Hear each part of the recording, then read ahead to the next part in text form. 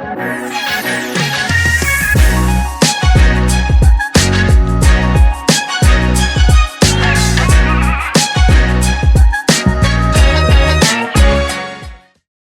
afternoon, ladies and gentlemen, and welcome to the long lost podcast, Investment Candle. Yeah. My name is Chief, and I'm still rolling with the Tech 10 Investor. How's it going, man? It's going well. Yeah. Doing very, very well. Our portfolio is doing good. Yeah. There's been some things on the personal side which has been excellent, and Yeah. yeah, man, we keep on keeping on. Your wife is really taking a good care of you, man. Yes, she is. She is. Always pick her up at the airport. Yes, like she's been flying, eh? Yeah. Yeah, but it's nice. I enjoy it. So I got the privilege of being involved with the G20. Oh, yes. I was Which- going to ask you about that. Yeah, which has been amazing. So the youth summit. So, in brief, what is your involvement, et cetera, et cetera? So the G20, the group of 20, has got sort of like different, I don't know, let's call it engagement groups. Your W20, where it It's focuses on women. Yeah. What's the other one on sustainability? I forget which acronym. I think it's C20, Climate 20. Yeah. And then there's Y20, of which that's the one I'm involved in, which that speaks to the youth. Yeah. So South Africa had delegates that represent, or rather operate within a thematic expression. So Yeah. there were 5, and I was in track 2. I was selected for track 2, which is inclusive economic growth and employment. So next week, next week, we're having the summit, and I'll be hosting my colleagues from all over the world. So they're flying in this weekend, and yeah, I'm looking forward to seeing them. So that's been nice. Oh, wonderful. I mean, Yeah. we're sitting with a soon-to-be policymaker. Yeah. but it's interesting to have a look at that policy landscape, diplomatic landscape. Yeah. And that you also need to know your role, in that whatever policy ideas that you have, you need to understand your limitations as a youth, and that most of the youth, we don't really have powers to actually make policies, Yeah. or we don't have the wherewithal to move large amounts of capital. Yeah. But we do have things that are going for us, and that we've got the size, and we've also got energy, and we've also got new and creative ideas. So creating policies that actually leverage that. We've got technology on our side as well. Yeah. So using all of that, harnessing all of that to actually come together, collaborating, crafting up solutions, then we are forced to be reckoned with. But yeah, man, it's been absolutely amazing. And you, what have you been up to? I've moved from this beautiful City. Yo. It's been interesting, man, to live in inland. Yeah. I haven't in about 11 years. Yeah. I always had Way inland. Ocean Breeze. Where in I'm in Joburg now. Yeah. It's the amazing. high fault. Oh my gosh. It's amazing there. It's Wait, amazing. You said amazing. yeah, I mean, it's amazing. The people is amazing and stuff like that. But obviously, environment-wise, is completely different to Cape Town. Yeah. The ocean breeze just makes a big difference, man. Yeah. And also just the whole access to the environment, soothing kind of places in Cape Town. It's amazing. But in Joburg, it's just about the culture, the people there, like the social engagements. Yes. It's a little bit different. Like, yeah, but Cape Town is relaxed. You're gonna spend time at the beach. You're gonna spend time at the mountain doing hikes, wine farms, etc. Whereas Joburg, you're gonna be at the chillers. Yeah, it's true. Lots of sports as well. I've been watching a lot of sports at the stadium. Oh especially yes. foot- No. Oh no. I was watching Pirates, Especially the football. first game. Oh yeah. But we've been losing, so Yeah. Nah. I think my brief take on the football situation. I've been seeing, obviously, Kaizer Chiefs has been doing okay. Yeah. And then you guys have not been doing okay. Yeah, But you guys are notorious slow starters. indeed. And I think that, look, I'm not don't ask me what I support. I support football. Okay, I support football. But this thing of Kaizer Chiefs now getting ahead of ourselves, like already give us the Betway Premiership.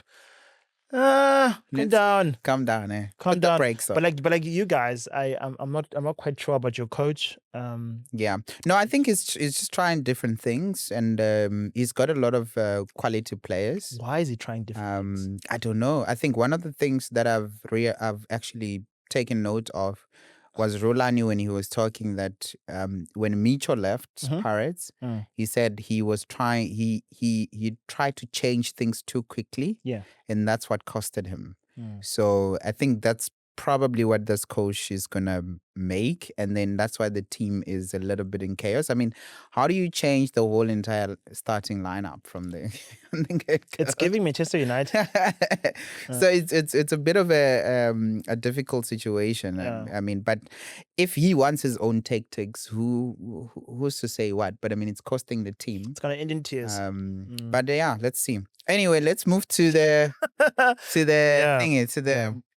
to the portfolio check. Eh? I mean, Oh, we haven't done that in a while. And we haven't. We we'll haven't. just talk through Yeah. the stocks. I think there's quite a hefty amount of update, and then we'll see if we can touch on the key points that Sure. have developed since our last update. Cool. Let me start off just overarching headline numbers. Yeah. And then I'll get into the makeup of the portfolio. Mm.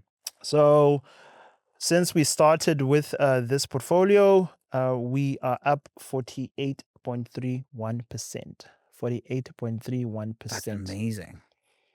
2 years have not even lapsed. Mm. Yeah, we're fast approaching the 2 years. No, and in fact, I think we have reached 2 years. Mm. Yes, because we started this in July 2 years ago. So we just passed 2 years. I think it's time we start investment candle fund. Eh? I mean, I think. Yeah, I mean, look, dude. Like the wonderful thing about the investments is that you can. There's a live scoreboard, Mm. so you can actually tell how good you are. You know, just by making the right decisions, and then the performance actually tells you how good you are. Yeah, indeed. It's absolutely wonderful. So we're not just talking.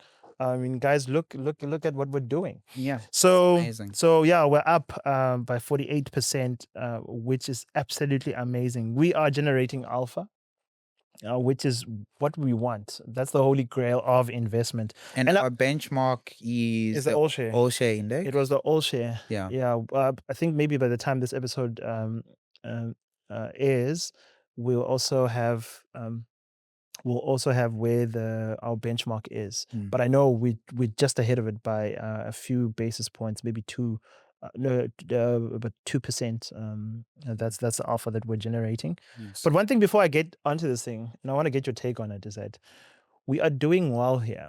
Mm. And as much as how we should be excited, I want more people who look like us to participate in capital markets in this manner. Mm.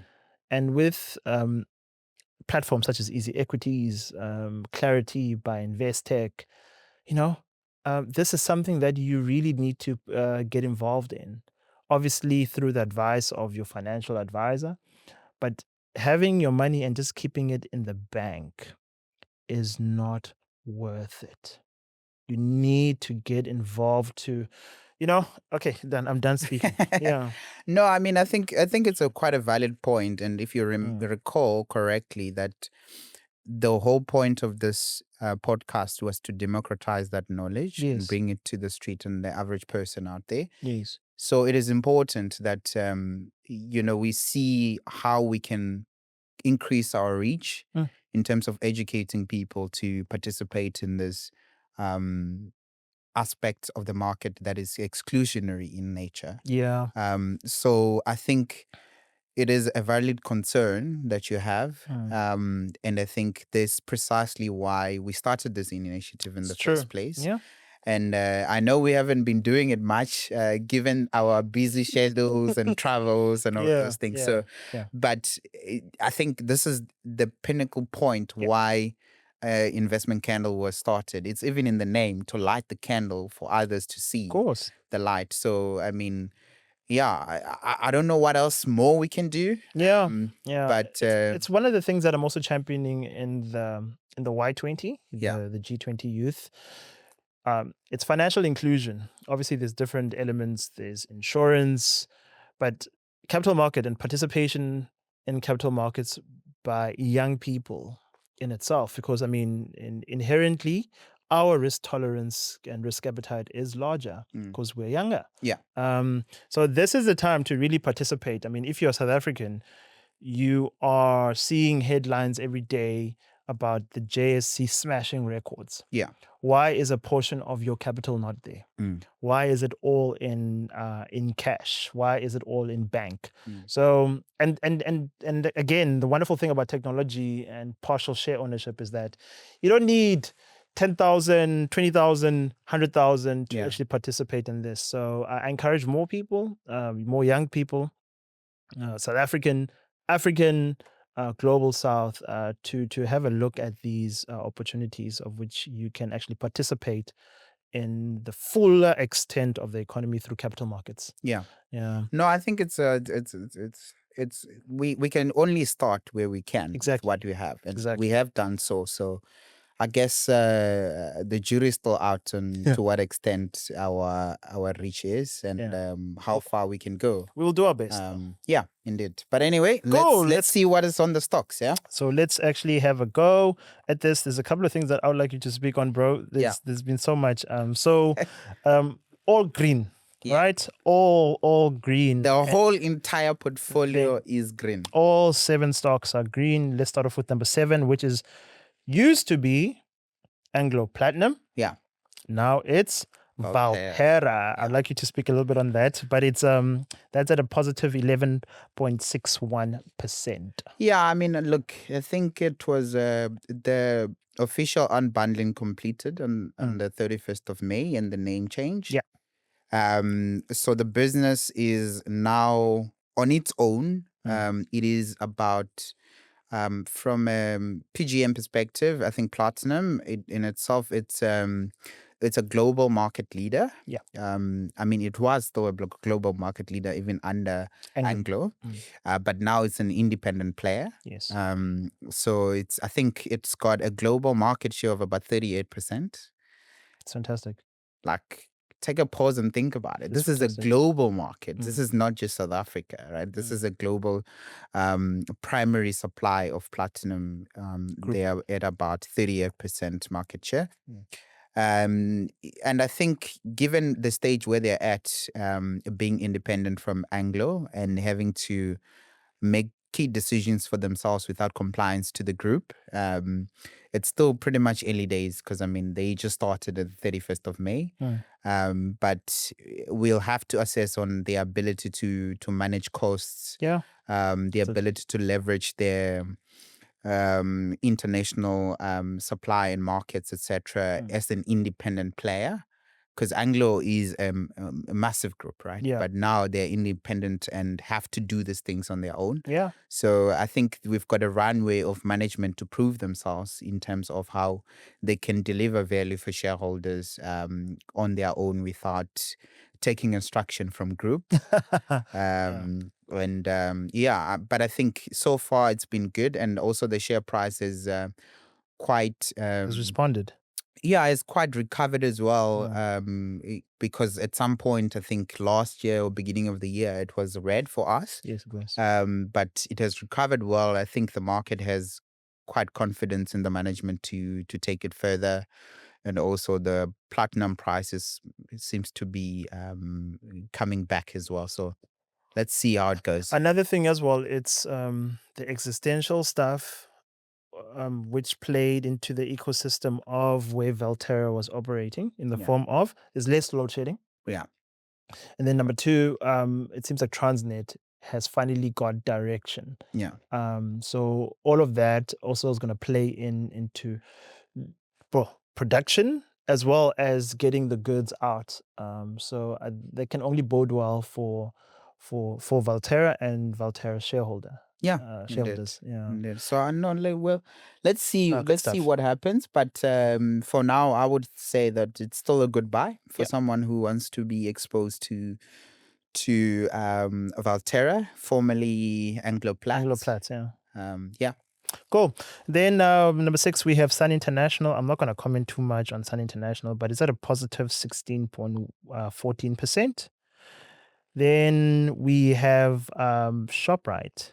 Yeah. Yeah, ShopRite, it's at a positive 19.03%. I saw there was an earnings recently, earnings call. Yeah. No, it wasn't. Was it a trading statement? It was a trading It statement. was a trading statement. Mm. And yes, I could, again, what's anticipated is double-digit growth. I don't know how they're doing it, man. No, I mean they're ripping the investment of the past. Yeah. If you remember Mourinho's statement when he was talking about Otamendi, Yeah. when he's talking about all the players that Manchester City has bought in the past, and that now they're bringing the structure into the team, and you don't build a team overnight. No, you don't. Right? Yeah. And same way, retail is such a sensitive environment, such that if you don't have the systems in place to manage your costs, it's more of a cost management and volume. Yes. Right? So if you can't manage your costs, then you won't be able to compete. And what ShopRite is doing very well in terms of managing costs is that they've got distribution Distribution system That's it. that has worked a lot, and they continue to invest in that distribution system. Yeah.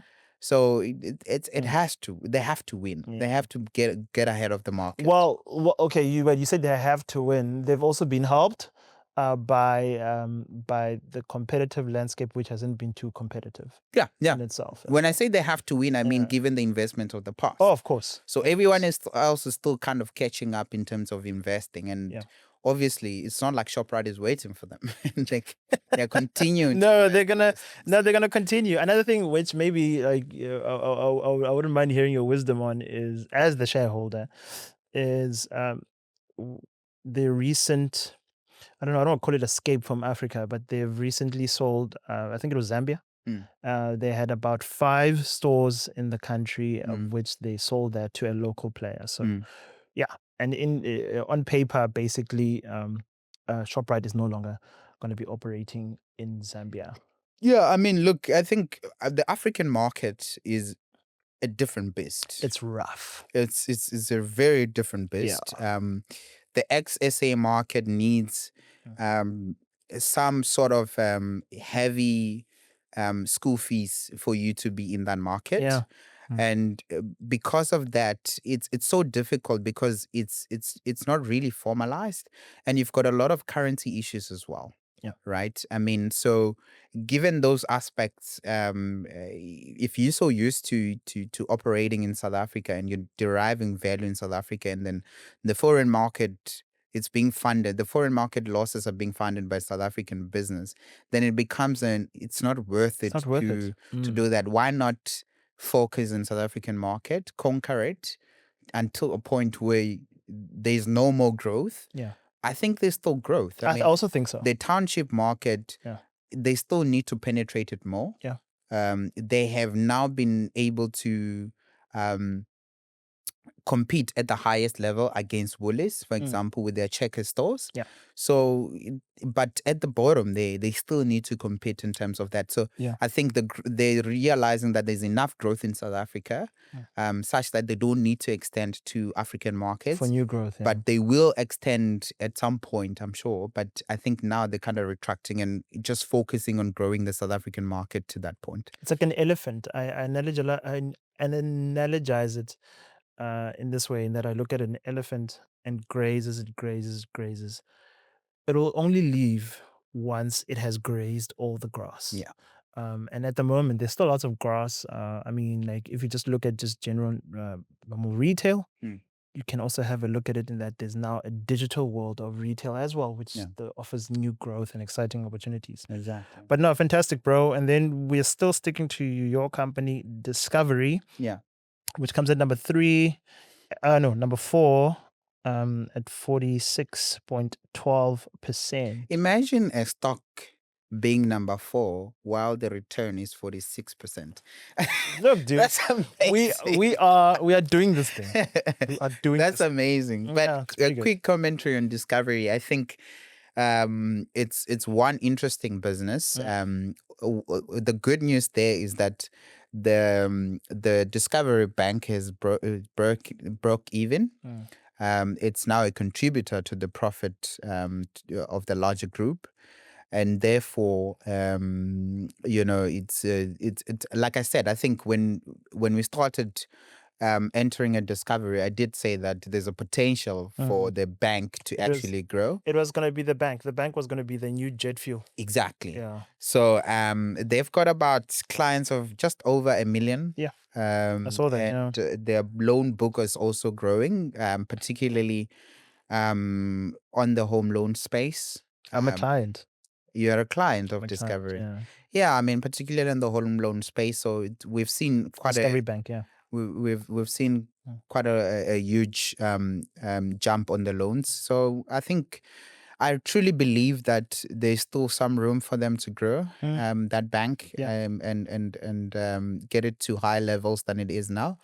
You're So right. I think also, sorry to jump in there. I'm just thinking out loud that the same way the same way the Discovery Bank is now really contributing in a meaningful way to the broader group is what Old Mutual wants with its OM Bank as mm, well. mm, Especially after selling off their interest in Nedbank, they see an opportunity. Same way on how Discovery saw its opportunity with its base, with all of that data, yeah, actually now trying to convert a lot of those clients into banking clients. yeah. But no, Doug, well done. Great investment. Yeah, it takes a lot of time to build a Mm. bank. Mm. Yeah, it's We've true. seen with Capitec, right? Mm. And if you're gonna be a disruptor bank, you have to really focus on it. And I think Mm. that's what Discovery has been doing. Yep. And given where it's at right now, I think even all the other businesses will also receive some attention from management. But I think although they did have a separate management of Discovery Bank itself, but we obviously that was kind of one of strategic Mm. avenue that they want to take on. Yeah. Awesome. Then we get to British and American Tobacco. British and American Tobacco. For those that have been following us, this thing has been in the red for long. Yes. British and American Tobacco is the third highest performer with a return of 62.37%. That's 60. amazing. That's amazing. Yo, That's amazing. yo, That's yo, amazing. yo, yeah. Bro, we bought the thing at 125 Rand. Exactly. Now it's at 202 Rand. Yeah. Yeah, I think quick one on Discovery. Oh, Discovery. Not Discovery. Batch. British. Okay, yeah. So I Yeah. think what we've seen is that there's a lot of growth on the new generation products, Mm. the environmental friendly products. Yeah. And what's interesting about those products is that they've got high gross margin, Yes. right? The operating profit for those products is still lower than the traditional products simply because there's still a lot of R&D that is being invested in marketing and all of those things, right? Mhm. So I do think that at a time where they cemented and then they've done a lot of marketing to now reap the rewards, I think the operating profit for those products is going to surpass the traditional one Okay. because it's cheaper to make versus the traditional products. Mm. So that's what we're seeing now. But back, like I said, people are always going to smoke, Mm. and it's But a less, yield business. but less. Yeah, Less so. Yeah. it's a yield business. It's a resilient business. It was hit by regulation all over the world. Yes. But I did mention that I have confidence for them to Yeah. do that. And what's interesting about the new generation product is that they're taxed less Mm. because they're environmentally friendly. Government are trying to promote the environmentally friendly products. So Yeah. that's what we're seeing. So if you want to buy Discovery, I think not Discovery, Bet. Bet. It's a yield business. It's a Mm. dividend business. So yeah. Cool. Well done on that. And then it gets to my companies, number 1 and 2. We've got Naspers at a positive 71.6%. I keep telling you it's an unfair business. But Yeah, no, it's nice. And it a lot, it's particularly the portfolio in itself. Yes, overwhelming value generator of this portfolio is Tencent. Mm. But the broader portfolio in itself, so for example, some of the companies in Latin America, Have they been in doing Europe, some exits as well for those companies? I've seen more acquisitions Okay. than exits Mm. in the broader portfolio. So I'm not seeing the portfolio shrink. Okay. I'm seeing it expand. Where we're seeing a lot of the value is that we're seeing a lot of the portfolio companies dole out robust earnings, Mm. which is that's exactly what you want. Mm. You want your portfolio companies to be income generating, basically. Mm. So Latin America has been a big source of growth. Europe has been a big source of growth as well, and then obviously Asia in the form of Tencent has been a big sort of growth. India as well. Mm. Um, Companies such as Swiggy, yeah, they've been doing quite well in India. So the big markets, strategically, the portfolio have been situated in these big markets, of which they're just taking advantage of the growth. The more the world digitized, the more the world gets into the digital era. That's where Naspers slash process is going to reap the rewards because of the strength of their portfolio. So it's been fantastic business. So, and do you think it's a buy or hold or sell for now? It depends, because price does matter, Yeah. but It at the does. same time, the value is still very much there. Mm. Let me not answer it because because the price Okay. is pretty Okay. high. Yeah. So to get So in, it's maybe, if you see an opportunity, enter. yeah. So I'll say maybe hold for those who have. Okay. Yeah, that's an easy way out. And then number one is Capitec with a positive 137%, 37.42%. Yeah. We bought, yes, it's high, dog. It's high. But my brief reflection on Capitec has to be, first of all, thank you so much, Mr. Harry Fari, Mm. who has now officially left. Mm.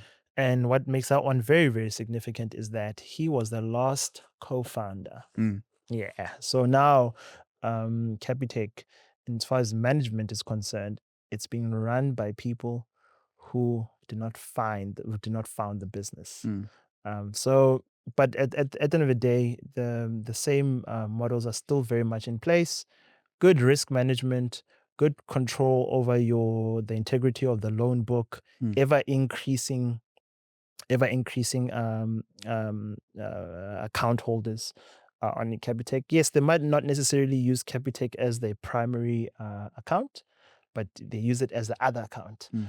which that is comfortable where Capitec sits, and that's nice Mm. when you have a company which is strategy is sitting where it wants to sit. Mm. The business bank as well, that's also an expanding business. The Capitec It's going Business to Bank. focus on SMEs, eh? Yes. Mm. Yes. So that's when they see it. And then my last reflection on it has been the last contribution, where, in my view, Mm. not only just as a shareholder, but also as a South African, it's that piece of contribution that Mr. Harifari made about South Africa's unemployment. Mm. Very, very dramatic. And I don't know where I sit exactly, but Mm.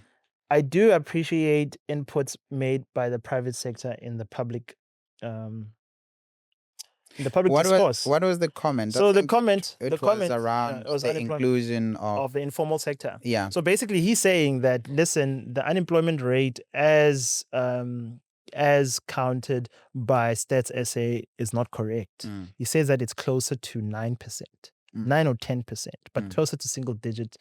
And he said the reason why it's that high is because we're not adequately integrating the informal sector into the calculation of the unemployment rate. Look, whether it's 10 or 9% or 33%, I'm not really there, but I like the argument of saying that, are we properly integrating the informal sector in the calculation of this? And Probably not. I mean, yeah. I totally agree. We're probably not accounting for that. But I think if we were able to quantify that market, SARS would be very rich. Okay, yeah. I guess, yeah. Yeah. Right? I mean, I think the difficulty for States SA would be to be able to quantify that market. Yeah. Right. And then you get to a point where there's a lot of uncertainties in the numbers in that way. And also the bigger question is it meaningful work? Yeah. You know, Good question. does it provide a living wage for those people that are in the informal sector, or they always have to supplement it with something else? And from just a statistical point of view, I mean, like the type of data collection technique, it's survey data. Yeah. So one in the private sector looks at transaction data, and then the other one who collects and actually is responsible to actually give out the stats, looking at survey data. And I'm not saying one is more important than the other, because both of them should work together and actually come out with the most. But what I don't like is how this was just simply dismissed by certain people within the economy, and I didn't like that, and because I was like, here is someone who is making a claim, big claim, but he's backing it up with what he's seeing, and Stats SA initially didn't react well, in my view, but then they got together, and that is for me the definition of a public and private partnership. So whether now it's in the formation of the small business database, which is going to be led by this Department of Small Business, or even not a change in methodology, but an adjustment in how unemployment is actually counted. Quick one, my last one. It's a story. I hope she doesn't mind me sharing. Yeah. It's one of my colleagues at the Y20 from Mexico, and she was telling me like a brief history, in that she comes from parents who were operating fully in the informal sector. Yeah. She's now doing a master's in the London School of Economics, which is absolutely fantastic. Yeah. But she says that in Mexico, that's also what they're trying to do, in that trying to add formality in the informal sector, because they're already taking a lot. They're quantifying it much better than we are. And that's why you get Mexico with, I speak under correction, with single-digit unemployment rate. Yeah, I know. It's something very, very interesting. Yeah, I mean, it definitely is interesting. If we can find a mechanism to quantify the informal market. But I think where Fori is coming from, he has the view from a transaction basis, right? I mean, a lot of people that bank with Capitec, for example, if you look at a typical client for Capitec, it's probably people that operate in the informal sector perspective, right? And then for example, if you just look at one person's bank account and then you see some irregular deposits and all of those things, and you're like, this person is able to fund themselves, their lifestyle, right? But there's no any way that State SA can be able to access that information, right? Because the bank now has the profile for those information. But in any case, I think I sent you something. Was it yesterday or the last day? It was the day before. It was the day before. Then it was around the Standard Bank CEO, Sim Shabala. Oh, that was yesterday. That was yesterday. Yes. I thought you were talking about the net bank. What are your thoughts around? I mean, I think there's a lot of activity in the banking space. One, it's that one that I sent you about 2 days ago or so, when Nedbank is buying Ikoka, right? The competitor for Yoko. Yes. I've got thoughts on that as well. A $1.6 billion rand deal. Cash deal. All cash deal. But the terms of the deal, to my understanding, when I read it briefly, is that the business is still going to operate under its own name, with its own separate management as it is. Which I'm always don't integrate too quickly. Yes. That's always my think of Capitec and Mercantile Bank. Yeah. Get acquire and then integrate when there's a need. Yes, that's it. You know, so that's my kind of thing. So what are your thoughts around this larger banks consolidating the small fintech, small financial services companies, and also around Sim Shabalala's announced exit from Standard Bank? Yeah. Okay. Geez. I'd also like to hear your thoughts, and I think maybe this could be the last question that you deal with. So briefly on Sim Chabalala, I think he's okay. Look, I'm about to say something bold, so please just bear with me. The South African economy is a better economy because Sim Chabalala is the boss of Standard Bank. Okay, that's how highly I rate him. Purely because of Standard Bank's strategic importance in the context of the South African economy. Yeah. And the man himself, as the chief executive officer, to actually steer that ship, I feel like he occupies a very, very important place in our broader economy. Yeah. I remember once he made a speech in an AGM of the South African Reserve Bank. And he basically just fortified the importance and the excellence of the South African Reserve Bank, and also vouching for its continued independence. Man, people listened. Hey, you even saw those calls for nationalizing the Reserve Bank quell a bit. So not only you can tell I'm a fan. So like not only is he a voice worth listening to, but he's the epitome of excellence. And man, I hope wherever he goes to, he can occupy a place of real influence, whether it's on the African continent or particularly here in South Africa. But that's my view on Sim Chabalala. Okay. What are your views just before we get to Nedbank? No, I think I'm a big fan of a guy. Yeah. I thought he was gonna stay longer than 2027. Oh, okay. But it's a retirement age, eh? Yeah, he is. But I mean, there's been a lot of people that have surpassed that 60. retirement age. Especially, like you said, he's a very strategic leader in the broader scheme of the economy in South Africa. Yes. I think he's contributed quite a lot in terms of that private sector, public sector partnership. Quite a lot. I think when I chat to my mates from other banks that are non-Standard Bank, they say that Standard Bank has got quite a close ties with different governments. Interesting. In terms of partnering with them and all of that. And then there's like, when we think about these things, we've been thinking about how do we actually collaborate with the government, but it seems like Standard Bank has kind of like gotten that right. Yeah. Which in my view is a very good indicator of people that are quite for the economy. But yeah, I think is a very good strategic leader in terms of advancing the economy. Very good capital allocator. So yeah. Wonderful. It's sad that, but I think there's enough. There's enough transition plan and enough time for transition. Yeah, it's It's more in than 2027, so which is good. Yeah. we'll see who's gonna be the next person that Big is gonna shoes to take fill. the shoes. Briefly on Nedbank acquisition of iKhokha.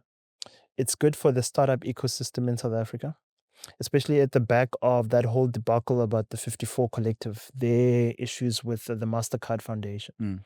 I think the startup ecosystem needed a good exit, which kind of shows that it's possible to start a company, scale it, and then up until exiting.